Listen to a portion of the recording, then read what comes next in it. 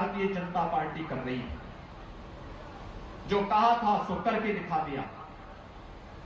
आने वाले समय में भी भारतीय जनता पार्टी ने कहा है हम असम के अंदर घुसपैठ की समस्या का पूरी तरह समाधान करेंगे ही करेंगे, लेकिन साथ साथ बाढ़ की समस्या का समाधान करके असम के चाय बागान को एक नई पहचान दिलाने का कार्य करेंगे। और इसके लिए भारतीय जनता पार्टी अपने पूरे रोड मैप के साथ आपके सामने आई है। आज मैं आप सबका आह्वान करूंगा, भाइयों बहनों, ये चुनाव मात्र सत्ता प्राप्त करने का माध्यम नहीं है। ये चुनाव हमारी पहचान को बनाए रखने का चुनाव है। ये चुनाव हमारी अस्मिता को बनाए रखने का चुनाव है। ये चुनाव हमारे लिए, आने वाली पीढ़ी के लिए कैसा विकास का मॉडल हम खड़ा करना चाहते हैं, इसको दिखाने का एक माध्यम है। और इसके लिए आज मैं आपके पास आया हूं कि असम की पहचान मां कामाख्या के धाम से है। असम की पहचान महाबाहु ब्रह्मपुत्र के नाम पर है, इस बराक घाटी के आधार पर है। और असम की पहचान यहाँ के चाय बागान और यहाँ के चाय बागान में कार्य करने वाले कर्मयोगियों से है। असम की पहचान यहाँ के राइनों से है। असम ने पिछले 5 वर्ष के दौरान इन सभी को एक नई पहचान दिलाते हुए देखा है। और इस नई पहचान को अनवरत आगे बढ़ाने के लिए भारतीय जनता पार्टी असम के अंदर फिर से आवश्यक है।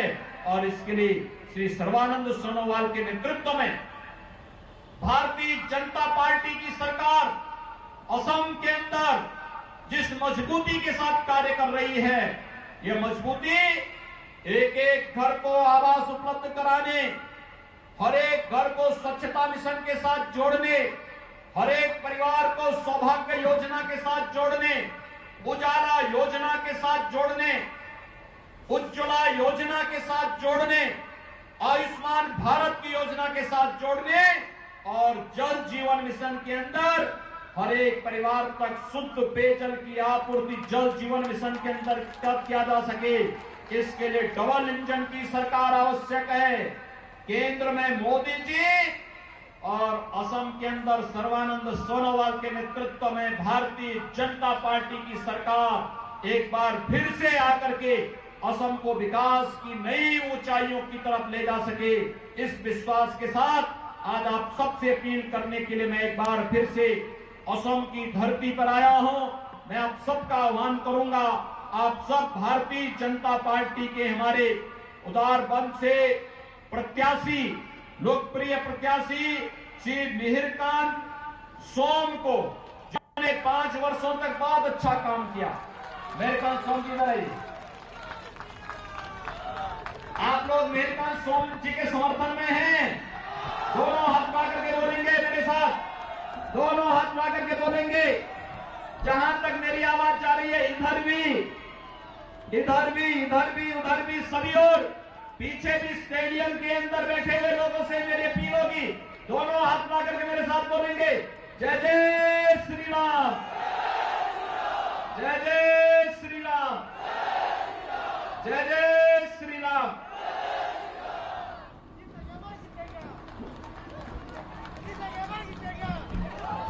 तो मुख्यमंत्री योगी आदित्यनाथ असम के दौरे पर हैं और यहाँ पर वो लोगों को संबोधित कर रहे थे। विकास की बात उन्होंने कही है और उन्होंने कहा है कि विकास का कोई विकल्प नहीं है, इसलिए विकास के नाम पर हम वोट मांगने आप लोगों के बीच पहुंचे हैं। और हमारी पूरी यही कोशिश रहेगी कि असम में भी इसी तरह से विकास की धारा बहे।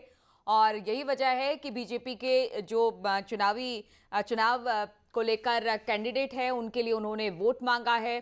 साथ ही साथ जय श्री राम के नारे भी उन्होंने लगाए और विकास की बात पर उन्होंने कहा कि असम को विकास के रास्ते, और जो भी राज्य है जहां भी चुनाव हो रहे हैं या बीजेपी की हमेशा से यही कामना रही है कि देश को विकास के रास्ते पर ले जाया जा सके।